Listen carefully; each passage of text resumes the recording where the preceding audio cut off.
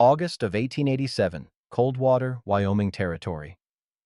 I was standing outside Garrett's saloon when they dragged the girl into the street. Couldn't have been more than 14, covered in bruises, hands bound with rope meant for cattle. The banker's son had her by the hair, yelling she'd stolen his father's watch. Half the town had gathered by then, some laughing, some just watching with dead eyes like they'd seen it all before and couldn't be bothered to care. The marshal stood on the steps, thumbs hooked in his belt, letting it happen. That's when I knew. Not a damn soul was gonna speak up. I'd lived quiet in Coldwater for near 12 years, kept my head down, my past buried. But something broke loose in me that morning. Took 3 steps forward before my brain caught up to my boots. By sundown, I'd either be run out of town or dead. Didn't matter much which. The girl didn't make a sound when the banker's son threw her down. That's what got me. Not the crowd's laughter, not the marshal's indifference, but her silence. Like she'd learned long ago that screaming don't change nothing. "Thief!" Clayton Garrett hollered, holding up a gold pocket watch that caught the morning sun. Caught her red-handed in my father's office. Probably been stealing from half the town. She lay in the dirt, one eye already swollen shut, the other staring at nothing. Her dress was torn at the shoulder, revealing bruises days old. This wasn't the first beating she'd taken, just the first one in public. "String her up," someone shouted from the crowd. "Horsewhip her first," another voice called. "Teach these vagrant brats a lesson." Marshal Hendricks stepped forward, but not to help. He grabbed the girl's arm and hauled her to her feet like a sack of grain. "Indian blood," he announced, tilting her face toward the crowd. "Half-breed. Been living in the alley behind the hotel since her mama died last winter." That explained the silence then. Half the town probably figured she deserved whatever she got. I'd seen plenty of ugliness in my 43 years, fought in the war, watched good men die for causes they didn't understand, done things that still woke me at 3 in the morning. After the war, I drifted west, worked as a hired gun for men who paid well and didn't ask questions. Made enough money to buy a small ranch outside Coldwater, built a cabin, kept to myself. For 12 years, I'd been invisible. Silas Brennan, the quiet rancher who came to town once a month for supplies and didn't socialize. No friends, no debts, no trouble. That's how I'd survived. But standing there, watching that child's face, empty of hope, empty of fight, something in me snapped clean through. "She didn't take it," I said. The words came out before I could stop them. The crowd went quiet, heads turning to find who'd spoken. Marshal Hendricks squinted at me. "You got proof of that, Brennan? Or you just running your mouth?" "I got eyes," I said, stepping closer. My heart hammered against my ribs, but I kept my voice steady. "That watch is shined up like it was just polished. Girl's been sleeping in an alley. Her hands are filthy.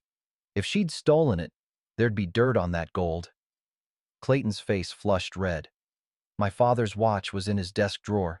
She broke in through the window." "Your father's office is on the 2nd floor," I interrupted. "Girl weighs maybe 90 pounds soaking wet and half-starved besides. She climbed a wall, broke a window, found the one drawer with a watch in it, and didn't take nothing else. No money, no food, just a watch she couldn't sell within 200 miles without getting caught." The crowd shifted, murmuring. I'd planted doubt, at least. "Maybe someone wanted it to look like she stole it," I continued, looking directly at Clayton. "Maybe someone's been beating on her for weeks and needed an excuse to finish the job legal-like." Clayton's hand moved toward the gun at his hip. "That's enough," Marshal Hendricks barked. "You're calling the banker's son a liar, Brennan. That's dangerous talk." "I'm saying the evidence don't add up," I replied. "And I'm saying you can't hang a child on a story full of holes." The marshal's eyes narrowed. "You volunteering to take responsibility for her then? 'Cause if she didn't steal that watch, somebody's got to answer for the broken window and the mess in Garrett's office." The trap closed around me. I could walk away, let them do what they were going to do anyway, or I could step into something that would cost me everything I'd built. I looked at the girl. She was staring at me now, that one good eye wide with something I couldn't quite read. Not hope exactly. More like confusion that anyone would bother. "Yeah," I heard myself say. "I'll take responsibility." The marshal smiled, and it wasn't friendly. "That means she's your problem now, Brennan. She causes trouble. It's on you. She steals again. You hang with her. You understand? I understand. Then take her and get out of my sight. He shoved the girl toward me. And Brennan, we're going to be watching you real close now. I caught her before she fell, felt how light she was, how the bones stood out sharp under her skin. The crowd parted as I walked through, the girl stumbling beside me. Some folks looked away. Others stared with cold calculation, already planning how this would play out. I'd just painted a target on both our backs, and I didn't even know her name. My ranch sat 3 miles outside Coldwater, far enough that most folks forgot I existed. The cabin was small, one room with a stone fireplace, a loft for sleeping, and a lean-to out back for the horses. I'd built it to house one man who didn't need much and didn't want company. The girl stood in the doorway like she expected me to change my mind and throw her back out. "You got a name?" I asked, setting my hat on the peg. She didn't answer, just stared at me with that one good eye, the other swollen completely shut now. I sighed and moved to the water barrel, filled the wash basin. "Can you talk, or did they beat that out of you too?" Still nothing. "All right then, we'll sort that out later." I gestured to the basin. "Clean yourself up. There's soap on the shelf. I'll see about some food." She didn't move until I turned my back, busying myself at the stove. Only then did I hear the soft splash of water, the careful way she washed, like she was afraid of using too much. I'd shot a rabbit 2 days prior, had it hanging in the cold box, cut it up, threw it in the pot with some carrots and potatoes. While it cooked, I dug through my trunk and found an old shirt that would fit her like a dress, set it on the bench without a word. When I looked back, she'd changed into it. The torn dress lay in a heap on the floor, and I could see now just how bad the bruises were. Not just her face, her arms, her ribs, finger marks on her neck. "How long's Clayton been hurting you?" I asked quietly. She flinched at his name but didn't speak. "Right. Well, he won't touch you again. That's a promise." Something flickered across her face, doubt maybe, or the kind of hope that's been crushed so many times it barely knows how to exist anymore. We ate in silence. She wolfed down the stew like she hadn't eaten in days, which she probably hadn't. When her bowl was empty, I filled it again without asking. She ate that too, slower this time, then fell asleep right there at the table, head on her arms. I carried her up to the loft, laid her on my bedroll. She didn't wake. I took the floor by the fire, my rifle within reach. Sleep didn't come easy. I kept thinking about the marshal's smile, about Clayton's hand moving toward his gun, about the way the crowd had looked at me like I'd just signed my own death warrant. Maybe I had. 3 days passed quiet. The girl, I'd started calling her girl in my head since she wouldn't give me a name, started to settle in. She still didn't talk, but she'd begun helping with chores, collected eggs from the hens without being asked, swept the floor, mended a tear in my spare shirt with neat, careful stitches. On the 4th day, I rode into town for supplies, left her at the ranch with strict instructions to stay inside and keep the rifle close. The general store went dead silent when I walked in. Frank Peterson, who'd sold me goods for 12 years without comment, rang up my order with his jaw tight and his eyes averted. "That'll be $4, he said. I counted out the coins. Flour was $3.50 last month. Price went up. "For everyone? Or just for me?" He didn't answer. Outside, a group of men stood talking by the hitching post. Conversation stopped when they saw me. Clayton Garrett was among them, and his face still bore the scratch marks where the girl had fought back. "Heard you're keeping that little thief out at your place," Clayton called out. "Playing house with a half-breed." I tied the supply sack to my saddle, kept my back to them. "Heard you're playing the victim after beating a child half to death." "Careful, Brennan." That was Tom Sutter, Clayton's friend. "You're making enemies you can't afford." Wasn't aware I was trying to make friends. "People are talking," Clayton said, stepping closer. "Wondering what a man who keeps to himself all these years suddenly wants with a girl. Wondering what kind of things happen out at that cabin of yours, far from town where nobody can hear her scream." The implication hit like a fist.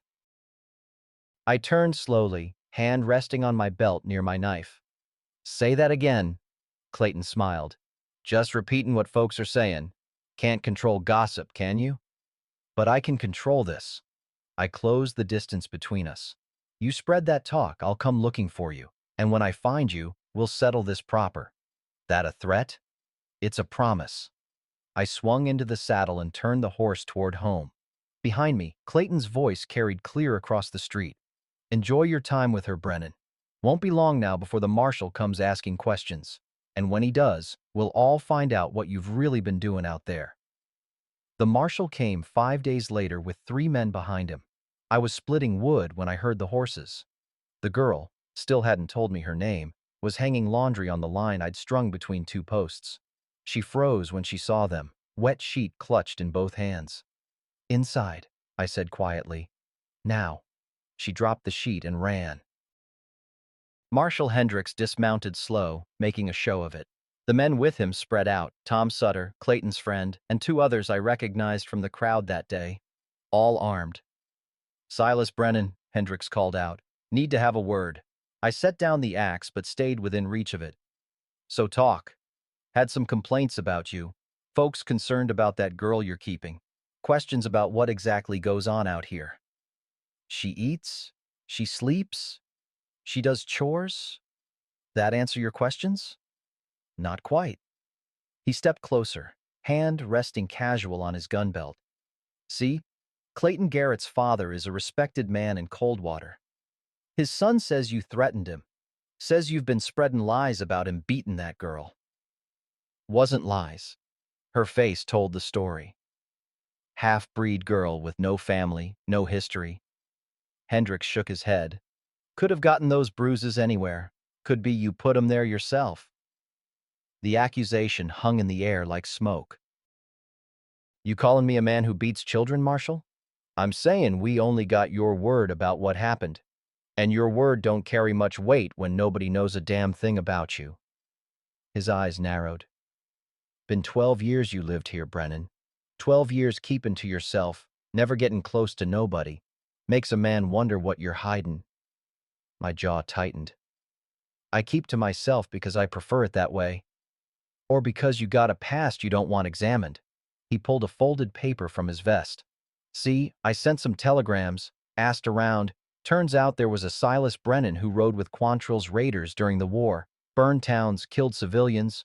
That you? The blood in my veins turned to ice water. I'd buried that name, that life under 12 years of silence, changed nothing but geography, but out here, nobody asked and nobody cared. Until now. War's been over 23 years, I said, voice flat. So it is you. Hendricks smiled.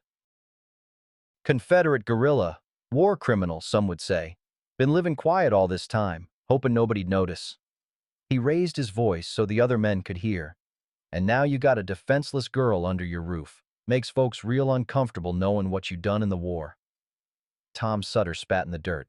Should have been hanged back in '65 with the rest of Quantrill's men. I surrendered, I said. Took the oath. Government pardoned. Government ain't here, Hendricks interrupted. We are. And we don't much care for men with your history taking in young girls. The cabin door opened. The girl stepped out onto the porch, and my heart dropped. Get back inside, I ordered. She didn't move. Just stood there in my old shirt that hung past her knees, staring at the marshal with that one good eye. The swelling had gone down some, but the bruises had turned spectacular shades of purple and yellow. Hendricks noticed. See now, that's what I'm talking about. Girl looks terrified. She's terrified of you, I shot back. You're the one who let Clayton beat her. According to you. He took a step toward the porch. Girl, you want to come with us? We'll take you back to town, find you a proper place to stay. She moved then. Quick as a snake, she darted behind me, small hands gripping the back of my shirt. The marshal's eyebrows rose. Well now, that's interesting. She knows you won't protect her, I said. She knows what'll happen if she goes back. What I know, Hendricks replied, is that you got a dark past and a vulnerable girl, and that don't sit right with decent folk. So here's what's gonna happen. You're coming into town tomorrow. Noon. Town council's gonna have a hearing about this situation. And if I don't come? His hand moved to his gun. Then we'll assume you got something to hide, and we'll come back with more men. Won't be a conversation next time. Behind me, the girl's grip tightened. I could feel her shaking. Fine, I said. Noon tomorrow. Smart choice. Hendricks remounted. Oh, and Brennan? Bring the girl. Counsel's gonna want to ask her some questions. See if she can talk after all. They rode off, dust rising behind them. I turned to find the girl staring up at me, and for the first time since I'd met her, I saw real fear in her eyes. Not fear of me. Fear for me. She reached up and pressed something into my hand. A piece of paper, folded small. When I opened it, I found two words written in careful, childish script. Thank you. So she could write. Which meant she could probably talk too, just chose not to. I looked at her, this silent girl with bruises like warnings, and realized I'd do just about anything to keep her safe, even if it cost me everything. That night, I couldn't sleep. The girl had finally settled in the loft, her breathing soft and even. I sat by the fire, cleaning my rifle for the third time, trying not to think about tomorrow, the town council hearing. Questions I couldn't answer without damning myself. A past I'd thought was buried coming back like a corpse rising from shallow ground. Around midnight, the dogs started barking. I had 3 mutts that lived in the barn, half-wild things that earned their keep by alerting me to coyotes and strangers. They barked sometimes at deer, at shadows, at nothing. But this was different. This was urgent, sustained, the sound of animals sensing danger. I grabbed the rifle and moved to the window. At first, I saw nothing but darkness and the silver edge of moonlight on the grass. Then movement caught my eye. Figures on horseback at the tree line, maybe a dozen of them. Too many to be a casual visit, too organized to be random. The girl appeared at the top of the ladder, eyes wide. Stay up there, I said. Don't come down no matter what you hear. She nodded once, then disappeared back into the loft. I stepped onto the porch, rifle ready but not raised. Didn't want to give them an excuse to claim self-defense later when they told the story. The riders moved closer, and I could make out faces now in the moonlight. Tom Sutter in front, 3 of the men who'd come with the marshal. Others I recognized from town, the blacksmith's son, a ranch hand from the Garrett spread, men who'd probably never given me a thought before but now saw me as something dangerous that needed removing. No marshal, though. This wasn't official. Evening, Brennan, Sutter called out. He held a torch, the flame casting dancing shadows across his face. Thought we'd pay you a visit, save everyone the trouble of tomorrow's hearing. Hearing's at noon, I replied, keeping my voice level. Plenty of time to sleep on whatever you're thinking about doing here. We've slept on it. Decided we don't need a council to tell us what we already know. He gestured to the men behind him. You're a war criminal harboring a girl under suspicious circumstances. Town don't need your kind. Town didn't seem to mind my kind for 12 years. That was before we knew who you were. The blacksmith's son spoke up, voice sharp with righteousness. Before we knew what you'd done during the war. My uncle died at Lawrence. You burn women and children, Brennan? Lawrence. The raid that made Quantrill's name synonymous with butchery. I'd been there, 17 years old, convinced I was fighting for something that mattered. By the time the sun rose that morning, I'd learned different. Learned what men become when they're given permission to be monsters. I did things I ain't proud of, I said quietly. Spent 23 years trying to make up for them. Living quiet. Causing no harm. Except now you got a girl, Sutter interrupted. And men like you, with your history, we all know what happens to girls under your roof. The accusation again, the poison Clayton had planted spreading like gangrene. She's safer with me than she ever was in town, I said. You want to talk about harming children? Talk to Clayton Garrett about where those bruises came from. Clayton's been cleared of that. Sutter's horse shifted, sensing his rider's tension. His father vouched for him. Said the girl probably got beat by some drifter before she came to town. Either way, she ain't your concern no more. She is now. Not after tonight. Sutter raised the torch higher, and I saw what the other men held. More torches, cans of kerosene, rope. You got 2 choices, Brennan. Leave now, tonight, and don't come back, or stay and face what's coming. My finger moved to the rifle's trigger. You'll have to burn me out. That's what we're counting on. Movement in my peripheral vision. Two men had circled around toward the barn. Others were spreading out surrounding the cabin. They'd planned this careful. Probably been planning since the marshal's visit. The girl comes with us, Sutter said. We'll find her a proper Christian home, and you get on your horse and ride. Tonight, right now. No. Then you're a damn fool. He turned to the men. Burn the barn first. Let him think about it while his horses scream. Someone threw a torch. It arced through the air like a falling star and landed on the barn roof. The dry wood caught immediately, flames spreading with terrifying speed. The dogs went wild, howling. Inside the barn, my horses started screaming, the sound cutting through the night like knives. The girl appeared on the porch beside me, and before I could stop her, she ran, not away from the barn, but toward the flames and the screaming horses. No! I dropped the rifle and bolted after her. Behind me, Sutter's voice carried over the roar of fire. Take them both!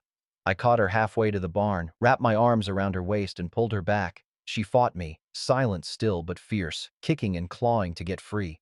The horses! I shouted over the roar of flames. I'll get them. You stay here. She went still in my arms, then nodded once. I let her go and ran for the barn. The heat hit me like a physical blow, smoke thick and choking. Inside, the two horses were wild with terror, rearing and screaming. I grabbed the nearest halter, threw open the stall gate, and led the mare out. She nearly trampled me getting to safety. The second horse, my old gelding, had backed into the corner, eyes rolling white. The flames had reached the hayloft now, burning timbers starting to fall. I wrapped my bandana over my face and went in after him. Took 3 tries to get close enough to grab his halter. When I finally got him moving, a support beam crashed down right where I'd been standing seconds before. We burst out of the barn just as half the roof collapsed inward. The girl was there waiting, took the gelding's lead rope from my hands without being asked. Her face was streaked with soot and tears, but she was moving with purpose now, leading both horses away from the flames toward the creek. The men on horseback had pulled back, watching the barn burn. Sutter sat his horse with his arms crossed, torch still in hand. "Well," he called out, "you ready to be reasonable now, Brennan?" I was covered in soot, smelled like smoke and singed hair, and my hands were blistered from the hot leather. But I wasn't beaten yet. "No." Before Sutter could respond, a new voice cut through the night. "That'll be far enough, gentlemen." We all turned. A lone rider approached from the direction of town, and even in the darkness I recognized him. Father Matthias, the circuit preacher who visited Coldwater once a month. He was pushing 70, white-haired and slight, but he carried himself with the kind of authority that came from 50 years of facing down bullies in God's name. "Father," Sutter said, surprise evident in his voice, "this ain't church business. When a mob gathers to burn a man's property in the middle of the night, it becomes God's business." The old priest reined in his horse between us and them. "What's the meaning of this?" "Just protecting the town, Father. This man's got a history." "I know his history." Father Matthias's voice was steel wrapped in velvet. "Silas Brennan has attended my services for 12 years, made his confession, done his penance. Whatever sins he committed in the war, he's paid for them in the eyes of the church." "That don't account for the girl," Tom Sutter insisted. "The child he saved from a beating, the one Clayton Garrett was about to kill in the street?" The priest turned his gaze on each man in turn. "I was there that day. I saw what happened, and I'll testify to it at tomorrow's hearing." Murmurs ran through the group. A priest's testimony carried weight, even out here. "There's talk," someone said, "about what he might be doing with her." "Then let's put an end to the talk." Father Matthias dismounted stiffly and walked over to where the girl stood holding the horses. "Child, do you fear this man?" She shook her head. "Has he harmed you in any way?" Another headshake, more emphatic this time. "Do you wish to stay with him?" She looked at me, then at the priest, and nodded. Father Matthias turned back to the mounted men. "Seems clear enough to me.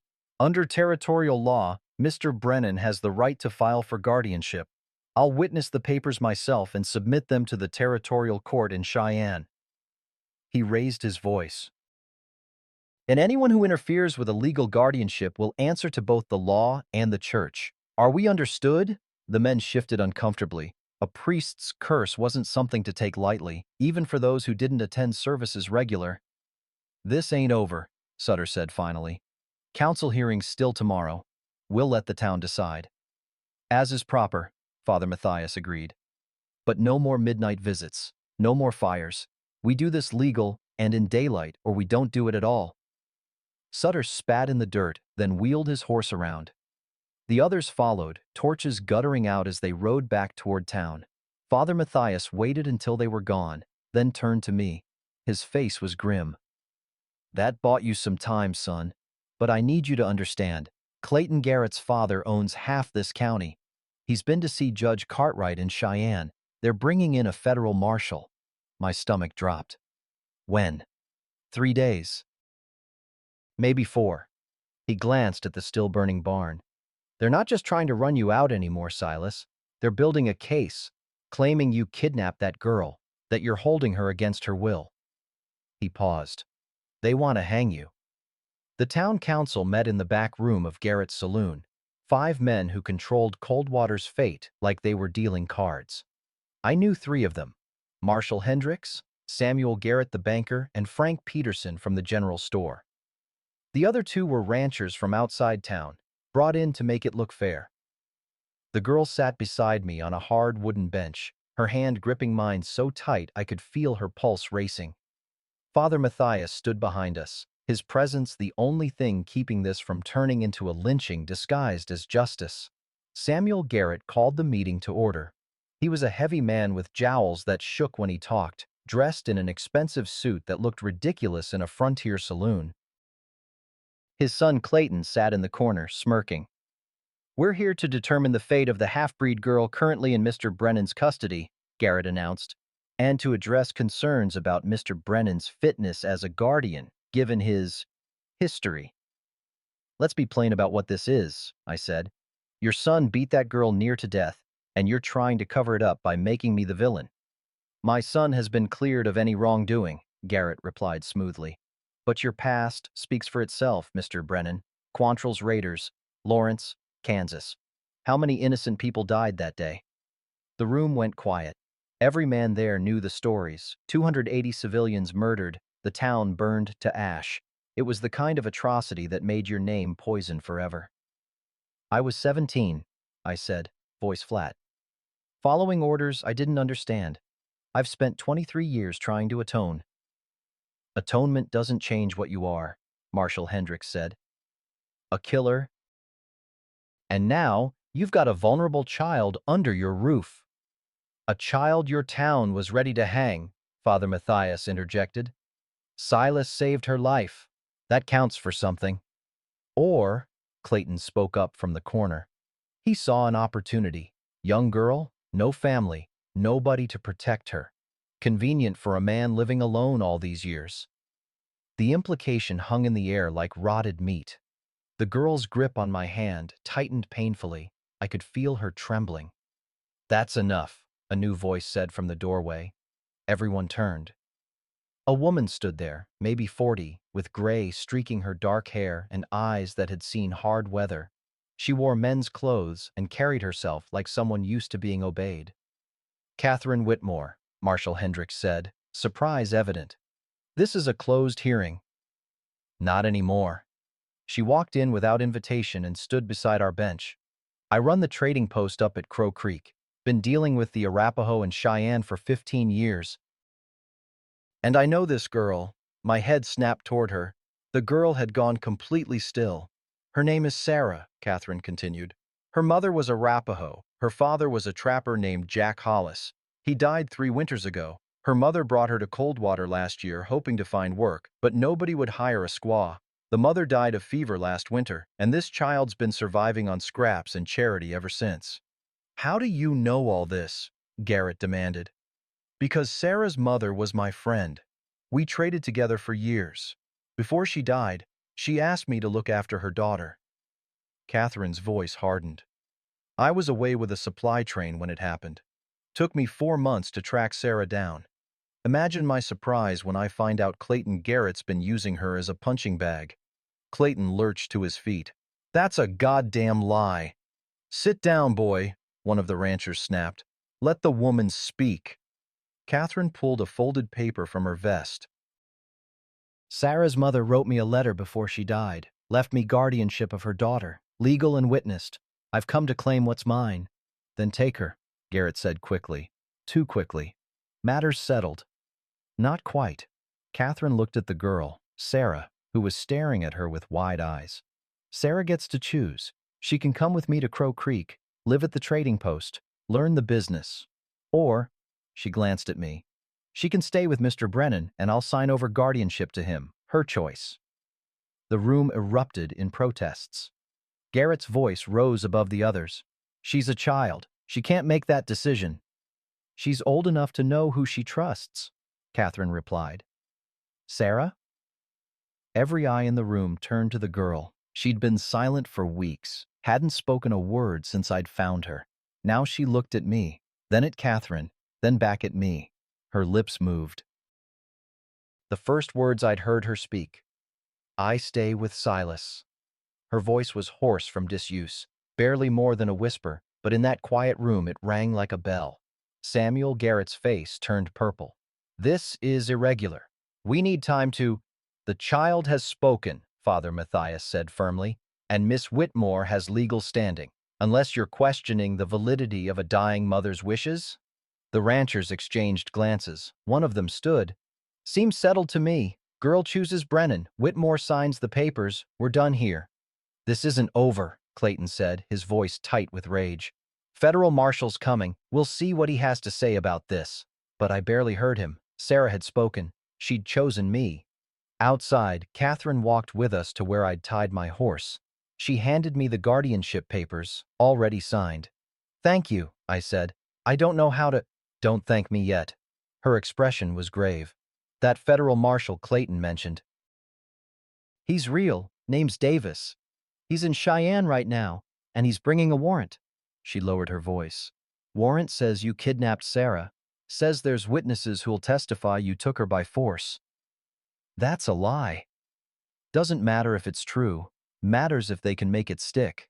She glanced at Sarah. You've got maybe 2 days before he arrives. I'd use them wisely. She mounted her horse and rode off, leaving us standing in the street as the sun began to set. Sarah tugged my sleeve. When I looked down, she was holding up 2 fingers. 2 days. Then, everything would change again. Federal Marshal Davis arrived on a Tuesday, 2 days ahead of schedule. I was in the yard teaching Sarah how to mend fence when I saw the dust cloud on the horizon. 3 riders. The marshal would have a deputy, maybe 2. I'd known this moment was coming, but my stomach still dropped like a stone in deep water. Inside, I told Sarah, get the papers Catherine signed. Keep them with you. She nodded and ran for the cabin. She'd started talking more over the past 2 days, short sentences, careful words like someone testing ice to see if it would hold. Mostly she talked to me when we were alone. In front of others, she went silent again, old habits dying hard.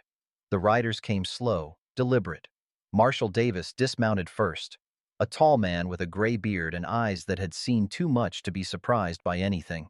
His deputies flanked him, hands resting casual on their gun belts. Silas Brennan? Davis asked. That's right. I'm Federal Marshal Thomas Davis. I have a warrant for your arrest. He pulled a folded document from his coat. Charges of kidnapping and unlawful imprisonment of a minor child. That's a lie. I have legal guardianship papers. So I've heard. I'll need to see them. He glanced toward the cabin, and I'll need to speak with the girl, alone. No. His eyebrows rose. Mr. Brennan, I'm not asking. I'm a federal officer executing a lawful warrant. You can cooperate or we can do this the hard way. Sarah appeared on the porch, the guardianship papers clutched in both hands. She walked over and handed them to Davis without looking at him. The marshal read slowly, his face giving nothing away. Finally, he looked up. These appear in order. Catherine Whitmore's signature, witnessed by Father Matthias. He turned to Sarah. Miss, I need you to tell me the truth. Are you here because you want to be, or because Mr. Brennan is forcing you? She didn't answer. It's all right, Davis said gently. You won't get in trouble for telling the truth. If he's threatened you, if he's hurt you, he saved me, Sarah said, her voice stronger than I'd heard it. Clayton Garrett beat me and would have killed me if Silas hadn't stopped him. I stay here because I choose to. I see. Davis studied her bruised face, the healing cuts. And these injuries, Mr. Brennan didn't. Clayton did them. All of them. Her small hands balled into fists. Silas never hurt me. Not once. One of the deputies shifted uncomfortably. Marshal, if the girl's testimony contradicts the warrant's based on testimony from Clayton Garrett and 3 other witnesses, Davis interrupted, all swearing that Mr. Brennan took this child by force from the street and has been holding her against her will. They're lying, I said flatly. Maybe so, but I have 4 sworn statements versus your word and the girl's. He folded the papers carefully. Here's what's going to happen. I'm taking both of you to Cheyenne. Judge will hear the case, decide who's telling the truth. And until then, you'll be held in custody. The girl will be placed with a church family. No, Sarah's voice cracked. I won't go without Silas. Child, I understand you're frightened, but I won't go, she repeated, louder now. You can't make me. She turned and ran, not into the cabin, but toward the tree line, fast as a rabbit, small and quick. The deputies moved to follow, but I stepped in their path. Let her go, I said. She'll come back when she's ready. Mr. Brennan, I can't. She's Arapaho, I interrupted. Half-blood, but raised in the tradition. You chase her into those woods, you'll never find her. She could survive out there for weeks. Davis's jaw tightened. You're saying you can't control her. I'm saying she's not property to be controlled. She's a child who's been beaten and betrayed by every adult she trusted. You want her cooperation, you'll have to earn it. A long silence. Then Davis said, I could arrest you right now, take you to Cheyenne, and let the judge sort it out. You could. But then you'd have to explain why a federal marshal arrested a man with legal guardianship papers, based on the word of a man who put those bruises on a child's face. I have my orders, and I have the law on my side, a new voice called out. We all turned. A buggy was approaching, driven by a small, neat man in spectacles and a suit. He pulled up and climbed down, dusting off his jacket. Judge Franklin Cartwright, he announced. Territorial Court. Marshal Davis, I believe we need to have a conversation about proper procedure. Davis's face went carefully blank. Your Honor, I wasn't expecting, obviously. Judge Cartwright pulled a leather case from the buggy. I received a rather interesting telegraph from Father Matthias 3 days ago. Detailed accusations, sworn statements, claims of kidnapping. He opened the case, so I decided to come see for myself. And I brought the territorial law book since it seems some people in Coldwater have forgotten what's actually legal. He turned to me. Mr. Brennan, you have guardianship papers signed by Catherine Whitmore, who held legal custody through the mother's written will, correct? Yes, sir. And the child verbally consented to this arrangement in front of witnesses at a town council hearing? She did. Then under territorial law, your guardianship is binding. He looked at Davis. Marshal, your warrant is based on false pretenses. Mr. Garrett lied to obtain it. The kidnapping charge has no legal foundation. Davis's hand moved to his gun belt, but not toward the weapon, more like a man steadying himself. The Garretts are influential people, Your Honor. Samuel Garrett specifically requested federal intervention. Samuel Garrett, Judge Cartwright said coldly, does not write territorial law. I do. He pulled out another document. I've also received testimony from 3 citizens of Coldwater stating that Clayton Garrett assaulted this child multiple times. That's felony assault of a minor. I'm issuing a warrant for his arrest. The world seemed to tilt. Your Honor, one of the deputies spoke up hesitantly. The Garretts own half this county. They won't take kindly to— I don't care what they take kindly to. The judge's voice cut like a whip. The law is the law, whether you're a pauper or a banker. Marshal Davis, you will ride to Coldwater and arrest Clayton Garrett. Mr. Brennan's guardianship stands. This matter is closed. Davis looked like he'd swallowed something bitter, but he nodded. Yes, Your Honor. They mounted up and rode off toward town, leaving me standing in the yard with Judge Cartwright. Thank you, I managed. Don't thank me yet. He looked toward the tree line where Sarah had disappeared. The law can protect her from the Garretts, but it can't heal what's been done to her. That's your job now. He climbed back into his buggy. And Mr. Brennan, if I hear even a whisper that you've mistreated that child, I'll come back. And next time, I won't be so understanding. He drove away, leaving me alone. I walked to the edge of the trees. Sarah, it's safe now. You can come out. Silence. Then a small voice from somewhere in the shadows.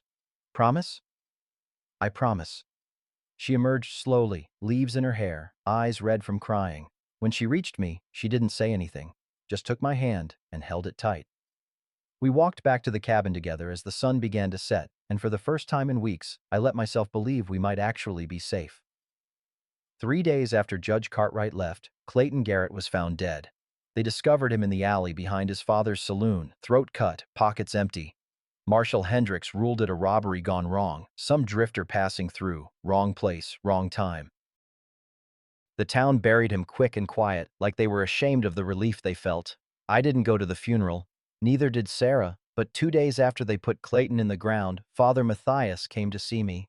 He looked older than I remembered, shoulders bent like he was carrying a weight that wouldn't lift. Walk with me, Silas, he said. We left Sarah at the cabin. She was getting better about being alone for short spells, though she still slept with a knife under her pillow, and headed toward the creek. The old priest didn't speak until we were well away from the house. Clayton didn't die from a robbery, he said finally. I'd suspected as much. Who killed him? His father. The words hit like a fist. I stopped walking. Samuel Garrett killed his own son? Father Matthias nodded slowly. Clayton came to confession the night before he died. He was drunk, rambling, terrified, said his father had discovered something. Said he was going to be sent away, disinherited. Discovered what? The priest's hands trembled as he pulled out a worn journal from his coat. I found this in Clayton's room after he died. His father doesn't know I have it, probably doesn't even know it exists. I took the journal. The first few pages were ordinary enough, accounts of drinking, gambling, complaints about his father's expectations. Then the entries got darker.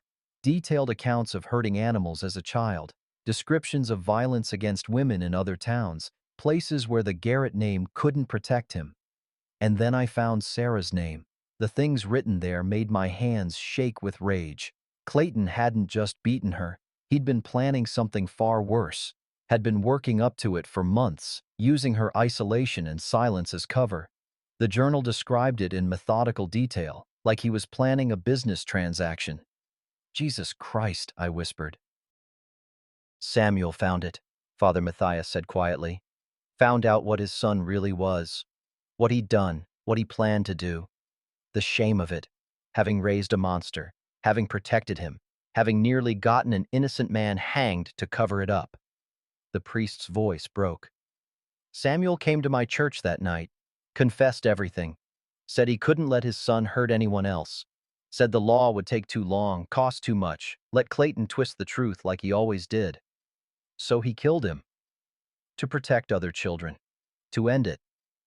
Father Matthias took the journal back. He asked for my blessing. I couldn't give it. Murder is murder, even when it's necessary. But I didn't stop him either. We stood in silence, watching the creek flow past. Samuel's leaving, the priest continued. Selling the bank, the properties, everything. Says he can't stay in a town where everyone will know what his son was, what he did. He looked at me. Before he goes, he wanted you to know the truth. Wanted you to understand why he fought so hard against you. He was protecting Clayton, yes, but also protecting himself from seeing what his son really was. He tried to have me hanged. He did. And he knows there's no forgiveness for that. But he asked me to give you this.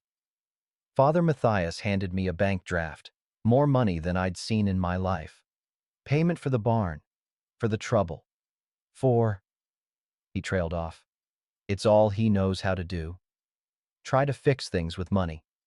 I looked at the draft, then tore it in half. Tell Samuel Garrett I don't want his money. Tell him the only payment I need is knowing that Sarah is safe now, that no one else will come after her. The priest nodded. He's also dropping all claims against your guardianship. Told the marshal the warrant was based on false information, that he was wrong about you. He paused. It's not absolution, Silas. But it's something. We walked back to the cabin in silence. Sarah was on the porch, mending a shirt. She looked up when she saw us, and I saw the question in her eyes. It's over, I told her. Clayton's gone. His father's leaving. No one's coming after us anymore. She set down the sewing and came to stand beside me, took my hand in hers, not gripping tight like she used to, but gentle, trusting. What happens now? She asked. I looked at the cabin, the creek, the mountains beyond.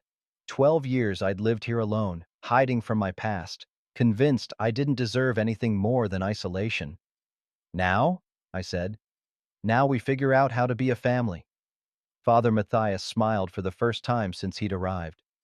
That's the best answer I've heard in a long while. But as he rode away, I noticed something. Sarah had gone quiet again, staring toward town with that old wariness back in her eyes. What is it? I asked. She pointed. A rider was approaching, moving fast.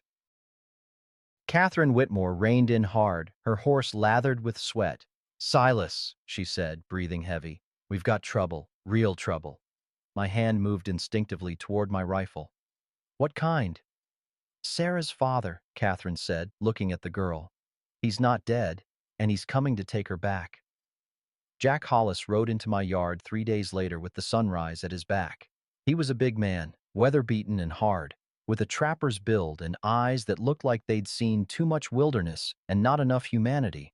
He sat his horse like he owned the world, rifle across his saddle, and when he spoke, his voice carried the flat certainty of a man who'd never been told no. I've come for my daughter. Sarah had gone rigid beside me on the porch, not afraid exactly, more like she'd turned to stone, every muscle locked. Your daughter's been dead to you for 3 years, I said evenly. Catherine Whitmore told me you abandoned them when Sarah was small. Took off into the mountains and never looked back. I was trapping, making money to send back. He spat tobacco juice. Her mother knew that. And now that squaw's dead, Sarah belongs with me. She belongs with herself, I replied. And she's chosen to stay here. She's 11 years old. She don't get to choose. He dismounted, hand resting casual on his gun belt. I'm her blood father. Law says she comes with me. Law says guardianship was transferred to Catherine Whitmore through the mother's written will. Catherine transferred it to me. Judge Cartwright confirmed it. You got no legal claim. His face darkened. I got the only claim that matters. I made her. She's mine. Sarah's hand found mine, gripped tight. You made her, I agreed. Then you left her. Her mother died. And where were you? Sarah was beaten near to death, and where were you? She was starving in an alley, and where were you? I stepped forward. You weren't there. I was. That don't change blood. No, a new voice said from behind Hollis. But it changes obligation. We all turned. An old Arapaho man stood at the edge of the clearing, flanked by 2 younger men. He wore traditional dress, his long gray hair braided, face lined with age and wisdom. When he spoke, it was in English, but with the formal cadence of someone who'd learned it late. I am Nakkoa, he said. Sarah's grandfather. Her mother was my daughter. Hollis's hand moved toward his gun, but the 2 younger men had arrows knocked before he could draw. He froze. The white man's law says fathers own their children, Nakkoa continued, walking forward slowly. But Arapaho law is older. It says children belong to their mother's family. When my daughter died, Sarah became mine to protect. He looked at me. But I was on the winter hunt, far north. By the time I returned, she was gone. It took me many months to find her. He stopped in front of Sarah, his weathered face softening. Granddaughter, he said in Arapaho. Sarah released my hand and stepped forward. She spoke back to him in the same language, halting, unsure. but the words were there. Her mother had taught her before she died. Nakaway smiled. Then he turned to Hollis. You have no claim here. Not in white law. Not in Arapaho law. You abandoned your family. You have no rights. The hell I don't, Hollis snarled. That's my daughter, and I'm taking her. No, Sarah said in English, her voice clear and strong. You're not. She moved back to stand beside me, took my hand again. I don't know you, she told Hollis. I don't remember you. You're just a stranger who says he's my father. But Silas, her voice caught. Silas saved me. Silas fed me. Silas stood between me and people who wanted to hurt me. He chose me when nobody else would. Hollis's face twisted. You'd choose some washed-up gunfighter over your own blood? I choose the man who acted like a father, Sarah said, not the man who only showed up to claim ownership. Nakaway studied me for a long moment. Then he spoke to Sarah in Arapaho again. She responded, gestured to the cabin, to me, to the land. A conversation I couldn't understand but could feel the weight of. Finally, Nakaway nodded. He approached me, placed his hand on my shoulder. My granddaughter has chosen you, he said. In Arapaho tradition, this makes you family, not by blood, but by honor. You have proven yourself worthy to raise her. He glanced at Hollis. He has not. This is horseshit, Hollis spat. I'll get the law. The law has already decided, Father Matthias's voice called out. The priest rode up with Marshal Davis beside him. Davis looked tired, like he'd been riding all night. Mr. Hollis, Davis said wearily, I've been to Cheyenne, spoke with Judge Cartwright. Your abandonment of your family 3 years ago forfeits your parental rights under territorial law. Mr. Brennan's guardianship stands. You have no legal recourse. Then I'll take what's mine by force, Hollis growled, reaching for his gun. The two Arapaho warriors drew their bowstrings taut. I pulled Sarah behind me. Marshal Davis's hand moved to his weapon. Don't, Davis warned. Hollis looked around, at the armed men, at the priest, at his daughter, who regarded him with the cool distance of a stranger. Whatever he saw in that moment broke something in him. His shoulders sagged. Fine, he said, voice hollow. Keep her. She was always more trouble than she was worth anyway. He mounted his horse and rode off without looking back. We all stood in silence, watching him disappear. Then Nakaway spoke. You have given my granddaughter safety and honor, he said to me. This is a debt I cannot repay. But know this, you are welcome among my people. If you need help, if she needs her mother's family, we are here. Thank you, I managed. He embraced Sarah, spoke softly to her, then he and his warriors melted back into the trees like smoke. Father Matthias and Marshal Davis left soon after. When it was just Sarah and me again, standing in the yard as the sun climbed higher, she looked up at me. Are you really my father now? She asked. I thought about blood, about obligation, about the 12 years I'd spent alone thinking I didn't deserve anything more. If you'll have me, I said. She smiled, the first real smile I'd seen from her. Then I guess we're family. We walked back to the cabin together, and for the first time since the war ended, I felt like I'd finally come home. I'm an old man now, pushing 70. Sarah's grown, married to a good man, got 3 children of her own. Sometimes when they visit, I watch her with those kids, and I see the way she loves them, fierce and protective, the way someone loves when they know what it's like to have nobody. She named her oldest daughter after her mother, the Arapaho name, the one Nakaway taught her before he passed, keeping that connection alive, honoring where she came from while building something new. People ask me sometimes if I ever regretted it, taking in that beaten girl in the street, painting a target on my back, risking everything I'd built. The answer's always the same, not for one damn second. See, I spent the first half of my life running from what I'd done. Quantrill's raiders, Lawrence, all those things that woke me at 3 in the morning covered in sweat. I thought if I stayed quiet enough, isolated enough, maybe I could outrun my past, make up for it through absence. But that's not how redemption works. You don't earn it by hiding. You earn it by standing up when it costs you something, by choosing to be better than you were, even when nobody's watching, especially when nobody's watching. Sarah didn't need a perfect man. She needed someone who'd show up, who'd stand between her and the people trying to hurt her, who'd see her as a human being with dignity and worth, not property to be owned or a problem to be solved. Family ain't always blood. Sometimes it's the people who choose you when they don't have to, who see the worst parts of you, the broken, shameful pieces you try to hide, and decide you're worth standing beside anyway. If you've ever felt like you don't deserve good things because of your past, I'm here to tell you that's a lie. Every day's a chance to be someone different, someone better, and it ain't never too late to start. That girl saved me just as much as I saved her, maybe more. If this story moved you, I'd love to hear where you're listening from. What part spoke to you? Until next time, may your dignity carry you through the hard times, and may you find the family you deserve. Whether they're blood or chosen makes no difference at all.